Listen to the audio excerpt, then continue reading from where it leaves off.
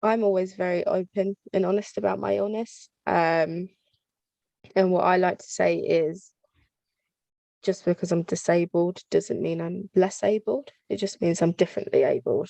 Um, and I think, um, yeah, I mean, nobody, treated me any differently for it, which was really nice. The support I've had through With You, With Me, with, you know, even from like my onboarding week all the way through has been amazing.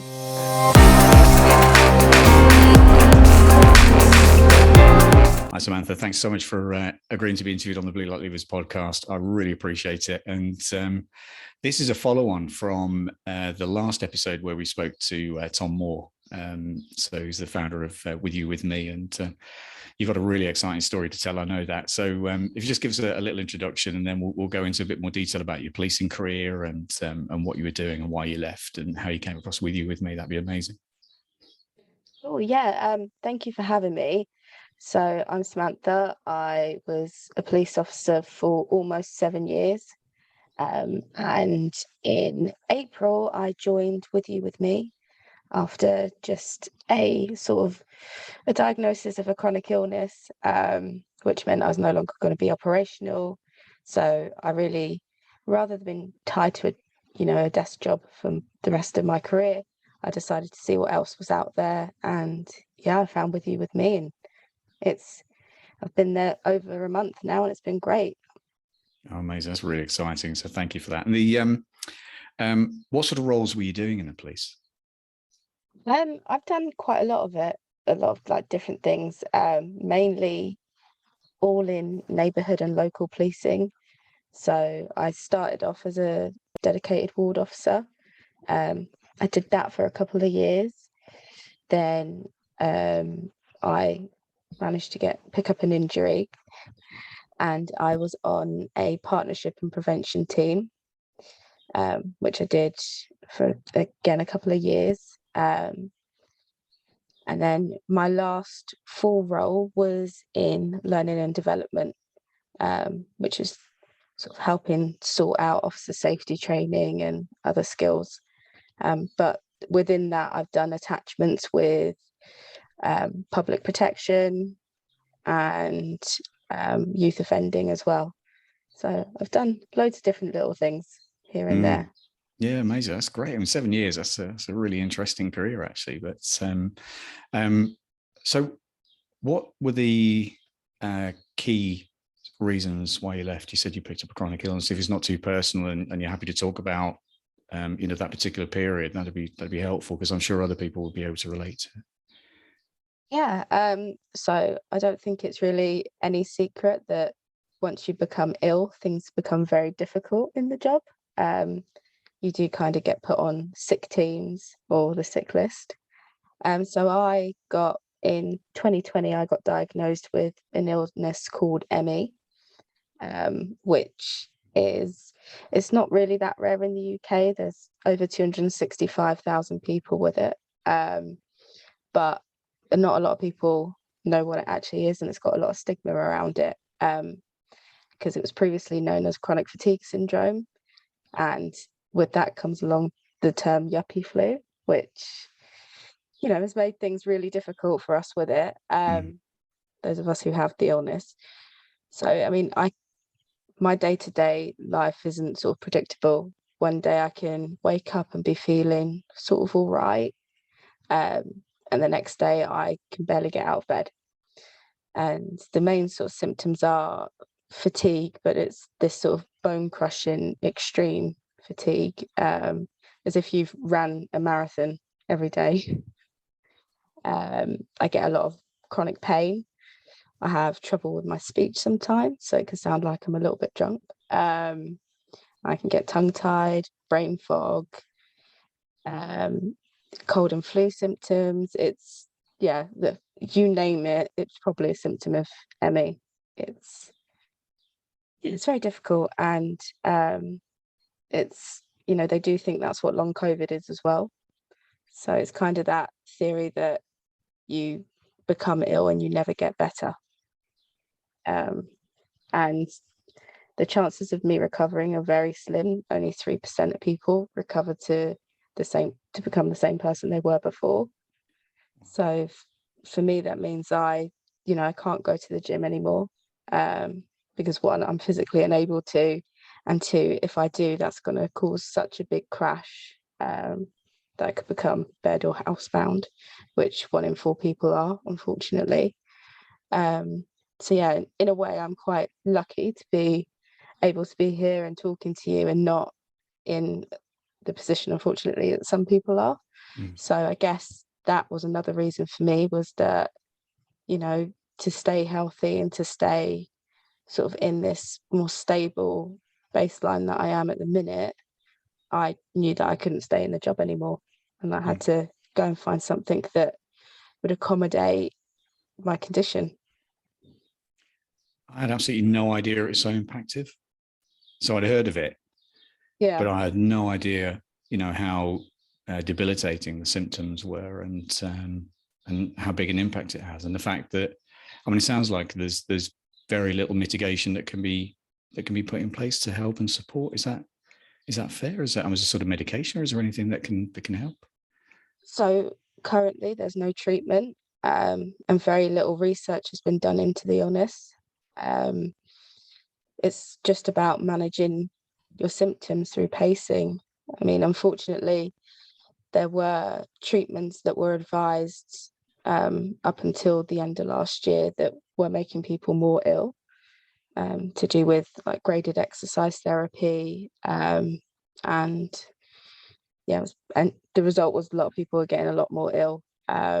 So that's been scrapped, and now it's just a case of pushing for the research into it. And fortunately, I think last week the health secretary did come out and say that they are going to focus on it because of quite a powerful article that came out in the Times.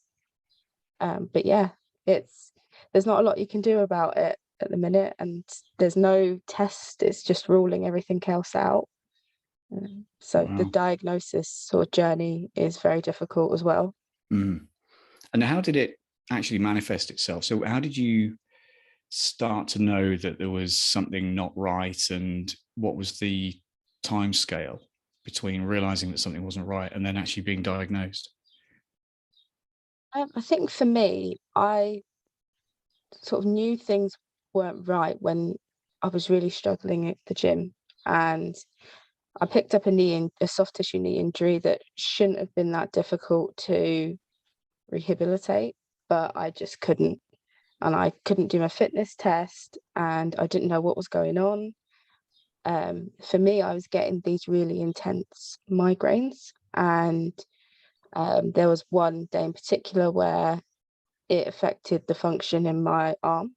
I wasn't able to move my arm. And that's when I was like, okay, no, this isn't just a migraine, there's more going on. And for me, it took about 18 months to get the diagnosis. I had over 275 blood tests. Wow. Yeah, I didn't want to accept it initially because of the stigma around it. I had my own ignorance. I didn't know much about it. So I was going for private, paying for private treatment or private testing. And yeah, it was a long time to get to this point. And there isn't any sort of specialists out there for it. Although it's a neurological disorder, it's very rare that you will get referred to neurology. Personally, I was referred to a psychiatric doctor, I believe. So that just kind of says it all. But it is, there is enough research out there now to prove that it's not a mental illness, that it is physical. Wow. Incredible. And are there any support networks, if anyone's going through this themselves already and may not, or just starting in terms of how they're feeling and the potential diagnosis, are there any support networks out there to plug into that can help? Facebook groups, there's some really great ones. That's what I use personally. The ME Association are sort of the fountain of all knowledge, and they're absolutely brilliant. And that's who I'd really recommend that people look at. And yeah, just Facebook, Instagram, there's quite a few influencers who are really great to look at as well. Mm-hmm. Okay, well, thank you for that. And thanks for being so open about it as well. Obviously, it's the first time we've spoken, so I wasn't aware of what you've been through. And, obviously I really appreciate you being here. So thank you for that. It's incredibly good of you. So once it was diagnosed, and what happened with regards to making that decision to leave the job? Was that on ill health, or did you just get to the point where you thought, I need to move on, or what happened? To be honest, it was a lot to do with the disciplinary process after being off sick for quite a long time. I did get served with UPP, and that really affected my mental health in a bad way, because I was still, when I was in work and I wasn't off sick, I was working really hard. I was doing everything that I could. I was, even logging on when I shouldn't be, which I think a lot of us are guilty of, thanks to lockdown and laptops now. And yeah, I just felt really sort of undervalued, and I guess disappointed. I'd done a lot of mental health work in the job with the Blue Light Champions, and some of which I'd done nationally. So I hadn't just done that within my force. I'd been, representing elsewhere.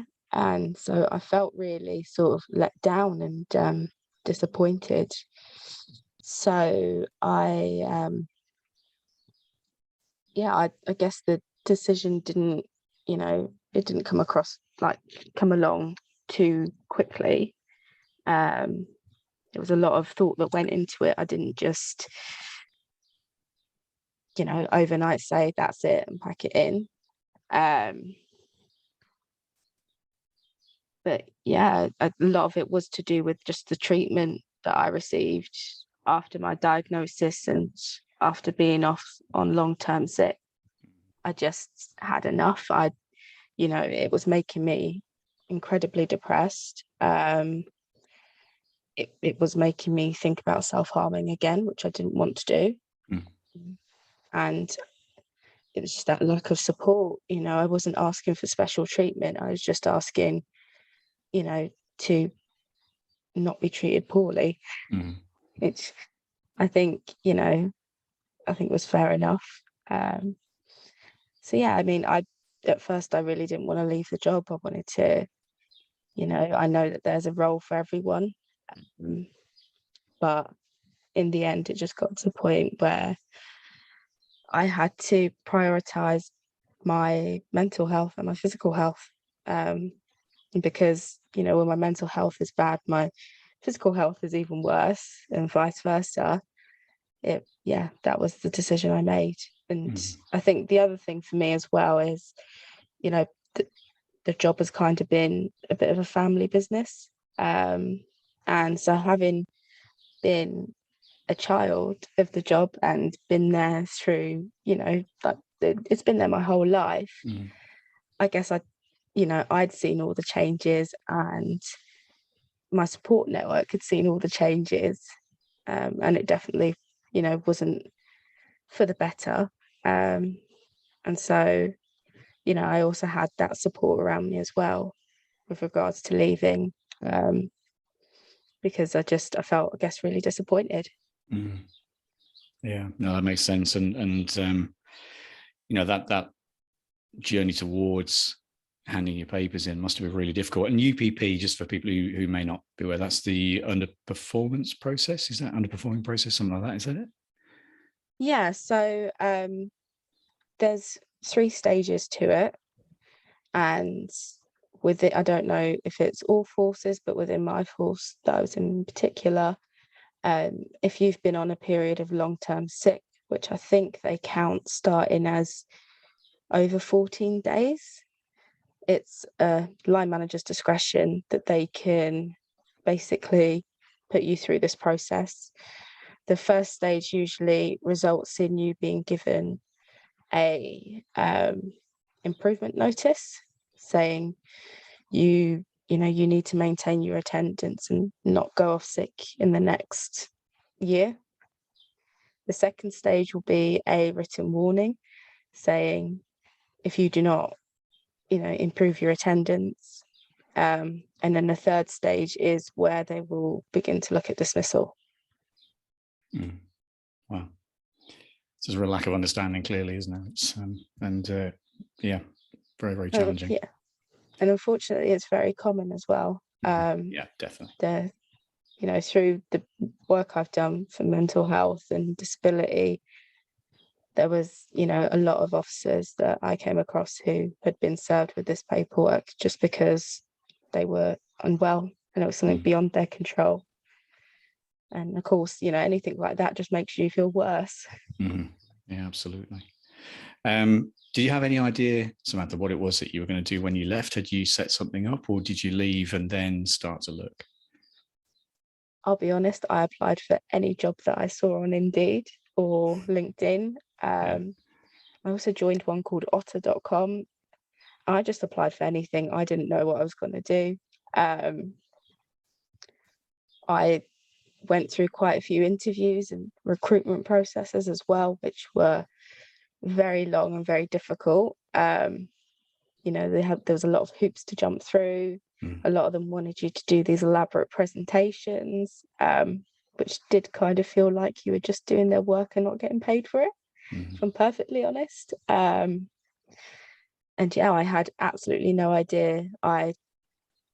In my mind, I was like unqualified. All I had was, my policing background. I didn't go to university, didn't do particularly well at school. So, it's kind of just like, whatever will pay my bills, I will do, as long as I'm able to do it. And did you have any success with those interviews or, with the application process? I didn't. I always found that it would be a case of, oh, there was one other person who had more experience than you. And even within jobs that I'd applied for that had a sort of a requirement to have a policing background, that was still the response I would get. Because I didn't have the additional skills in project management, or I'd not, used agile methodologies before, let's say. Yeah. So it's kind of like hitting a brick wall every time. And in terms of the skills and experience that you picked up within your 7 years policing, can you remember how you went about, ticking the boxes for those applications and making sure that you were evidencing the right things to get through to interview? To be honest with you, the platform I used, otter.com, was really good for building up your CV, because it had these sort of boxes there that were like, tell us more about you and what you've experienced, rather than what qualifications do you have. So that really helped me understand it and understand what I needed to put on. But really it was through sort of just research and different Facebook groups like the Blue Light Leavers one. Just having a look at what other people were doing and seeing what those transferable skills were, what helped me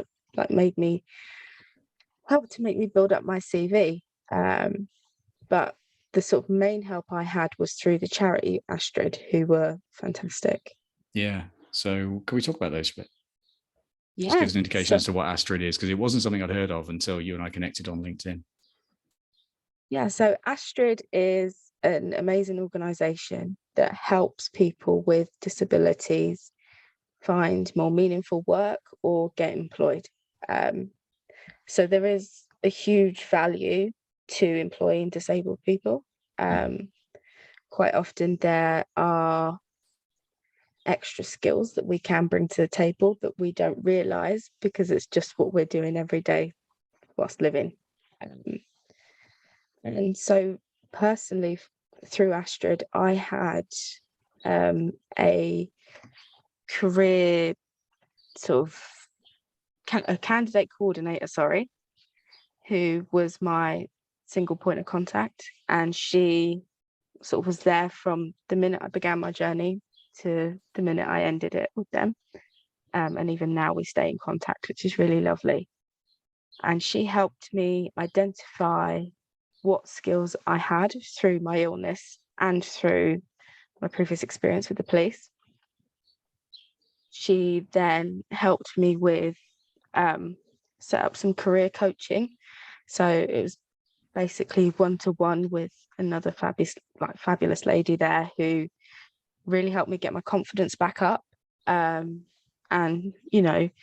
did sort of help to get those gremlins in the back of your head that tell you that you're not good enough to just be quiet. And it was brilliant. And they're the ones who actually put me in touch with WithYouWithMe and started my journey with them. Incredible. So yeah, I would highly recommend them to anyone. They're a really fantastic organisation. Yeah, it's I looked them up, when I saw them tagged in your post, and it's just brilliant, the support they've got there. And even the headline banner talks about the different ways that chronic illness can make you more employable, and it's got some amazing advice and guidance there. So that's great, and I'll link to I think it's astriid.org. I'll link to them in the show notes once we've finished the podcast. But that's great. Thank you for that. That's incredibly helpful. I'm so pleased that you're able to get the help and support that you needed at that point.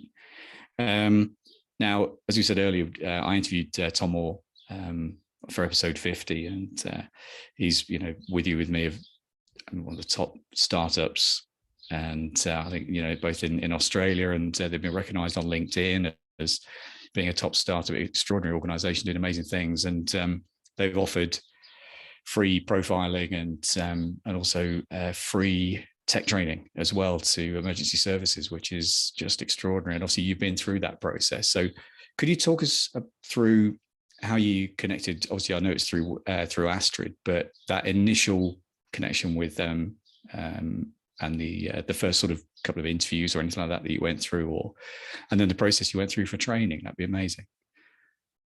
Yeah, so initially we'd gone through my experience with Astriid, and during lockdown I did a coding challenge with another company just because I was bored, and I just thought, why not? And I did really well in it. And so they were like, well, have you ever really considered a career in IT? And I thought, yeah, I suppose that's what I always thought I was going to do when I was in school, but I was just never very good at exams. And they sort of told me about this company called WithYouWithMe, and I thought, yeah, okay, that just sounds like a little bit far-fetched, like as if anyone's going to want someone who's unqualified. But they said, look, sign up and do your testing. And again, I kind of thought, oh, like I don't have that many rest days. I'm going to spend my whole weekend doing this testing. It's going to be really difficult. But I did it, and actually it wasn't too bad at all. I actually enjoyed doing it. It was far less scary than I thought. So it started out with sort of a couple of different personality tests. So initially there is a culture fit testing, which relies on the Big Five personality, but the way that WithYouWithMe produce the results make it a lot easier to understand, I think. You've got all these different little diagrams, and it really does, for me, it was just, I say it's hilariously accurate, because it really was. It's scarily accurate. Are we talking here? Yeah, but also I just found it really funny. I mean, great stuff. It basically just, it said I was highly neurotic, and at first I was like, oh no, nobody's going to want to employ me. But then I did my research, and I was like, okay, it's not all a bad thing. Mm-hmm. And then the next part of it follows the DISC model, so it tells you how you're going to work well in a team and what sort of team you work well in. Which again, there was no surprises for me. It described me to an absolute T. And then it moved on to the aptitude testing, which was the bit I was really worried about. I will always hold my hands up and say I am not good at maths. Anything to do with maths is not my thing, and that's what I thought it was going to be. But actually it was totally okay, and I did a lot better than I expected. It told me that I'm not very good at spatial, which was no surprise if you've ever seen me driving. But yeah, no, it was it was really fun. And I mean, what's good about and different about With You With Me's testing is it does pick up on skills that are extremely important for a lot of the tech jobs that are suffering with the talent gap. Yep, so absolutely. Yep. That was really good. And then it tells you what sort of careers you'd be matched to. Wow. So yeah, that was the testing part of it. And then I was sort of I went back to Astriid with my report. We went through it together with my candidate coordinator. So she could also tell me, don't worry about being neurotic, it's fine. It's just your anxiety talking, it's fine. It doesn't mean that you're unemployable. Yeah. And they said to me, do you want to do some free tech training?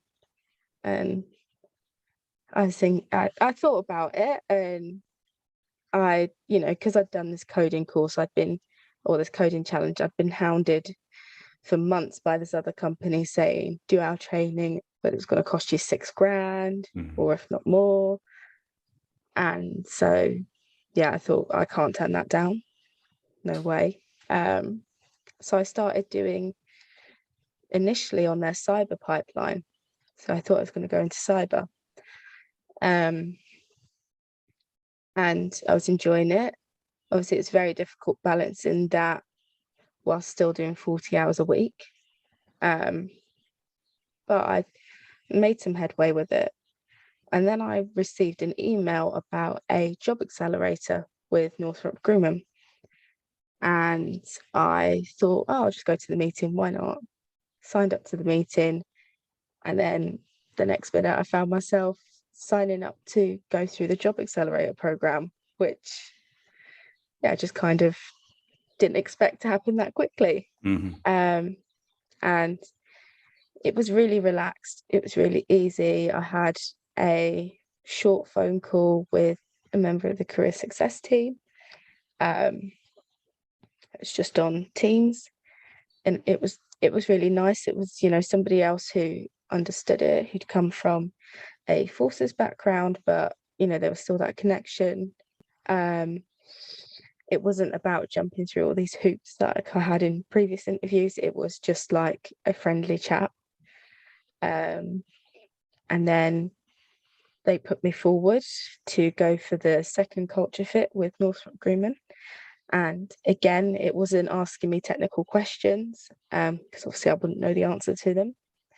It was just, to really see how you would fit in with their team, and if you had the mentality, I guess, to, persevere and go through 14 weeks of training. And yeah, the next minute I get an email saying that I'd been successful, and I just couldn't believe it. It was mad to me. I'd actually just been offered told that my position on learning and development was becoming permanent in the job. And then 2 seconds later, I had that email. So luckily, I had a good relationship with my line manager. So she wasn't that surprised. But it was kind of like, oh, thanks for letting me know, but here's my resignation. Wow. Yeah, I mean, that must have felt amazing. And to be doing this alongside the day job as well. And, with that training you were doing with You With Me, and actually putting yourself through the interview process, that would have been quite challenging. And were both interviews with Northrop, were they? They weren't with You With Me, they were actually with Northrop staff. So no, the first one was just With You With Me. Yeah. And then Right. the second one was with both of them, but it Okay, was all great. facilitated with you with me. Brilliant. So the Oh, role amazing. that I've got is as a full stack developer in JavaScript. And yeah, I'd no idea what that was before. I just had a Google at what the different roles were and what they involved. And yeah, during my second interview, they said to me, "What role would you like to do?" And I said, "I think I'm interested in full stack." And yeah, that was it, really. I've got no previous experience in it. I've never done anything like it before. I've done, different things like when I was in school, obviously to do with just basic IT and that small coding challenge. But yeah, I'd never touched JavaScript. It's completely foreign to me. Didn't know what it was. But that didn't matter. It was just that's the great thing about With You With Me is they just look at your potential. And yeah, it's just an amazing company. Incredible. And there's a couple of questions that have come out of that, if I can. So the first one being, how did you get, and I know this will be important to a lot of people, which is why I'm going to ask it. So it's, how did you go about explaining your personal circumstances and ME to Northrop in particular? And how did you cover that? What was the reaction?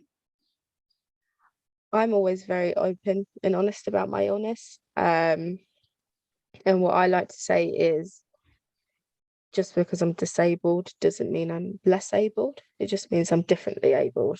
And I think, yeah,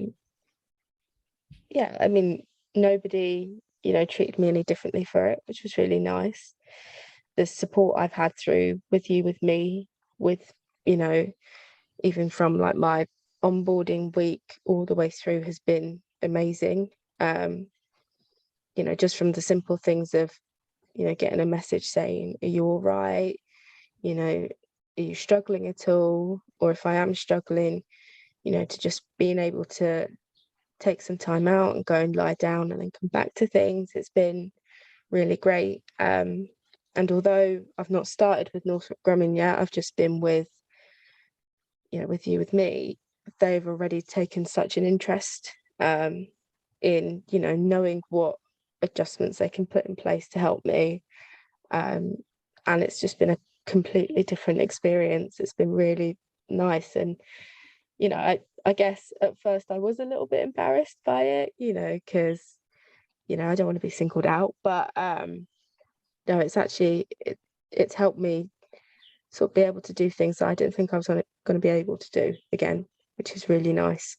Wow, that's incredible. That's proper joke. Yeah, you have to. That's incredible. Well done. I'm so happy for you. That's amazing. It's so good to hear. And salary-wise, I don't want to know, what they're offering or anything like that at all. But obviously, this is another question that comes up an awful lot: is, do we need to go for junior jobs? And we're going to get, there's nothing that matches what I'm currently on, and these sort of things. So, in terms of things like starting salary and earning potential, don't give me numbers, but how do you feel about that? Are you comfortable with what's being offered and the potential? Yeah. So all I wanted was enough money to be able to pay my bills. And that was all I was worried about. And actually, I've ended up now being able to keep money aside to save up to get my first home. So it, it's worked out really well, to put it that way. And the way they worked it out with You With Me was to do with the Sophia framework. So I'm going in as Sophia level 3. So it's sort of mid-range. And after 12 months, depending on what happens, if I stay with Northrop Grumman or if I go back to With You With Me, hopefully there is an opportunity to climb that scale a little bit more. Incredible. Wow. Oh, I love it. And just for those that don't know, including me, although I work with full stack devs and all that, but I still never really knew what they did, because I was very much, I work in tech, but I'm very much the people side of tech and the business change and engagement, adoption, those sort of things. So what is a full stack developer? in JavaScript? Just I know I'm putting you on the spot here as well. So, but just really briefly, what does that involve? It's obviously coding, I guess, and those sort of things. So what would it involve? Yeah, so the way that I explain it to my friends and family is that if you take a website, for example, you've got what you look at, what you see, but then obviously you've got stuff that also goes on in the background. So, for example, if you take Google, when you put something in the search bar and then it returns the results, a full stack developer does everything. It does looking at what makes it look all pretty, making it look nice, making it easy for the user to function, but then they also do with the what goes on behind the scenes that you don't see. So like getting the information and return the results. It's kind of like doing a bit of everything, which is why I picked it, which Brilliant. maybe was a little bit silly, but I'm enjoying it, so it doesn't matter. Great stuff. Oh, fantastic. And the training that you've done with You With Me, that's the 150 hours. And is that specifically with or to do with full stack developer JavaScript, or is it more generic training? How does that work?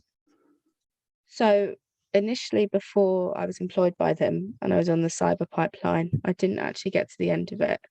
But that was sort of a mix of different IT skills, starting from the very basics of the components of a computer, and then it was going to go right in depth with open source intel and all sorts of different things.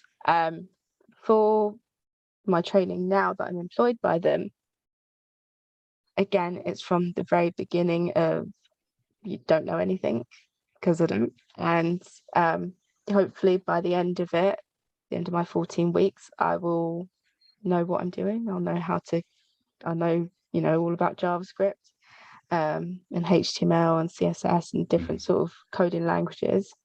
But I'll also have included within that some on-the-job training.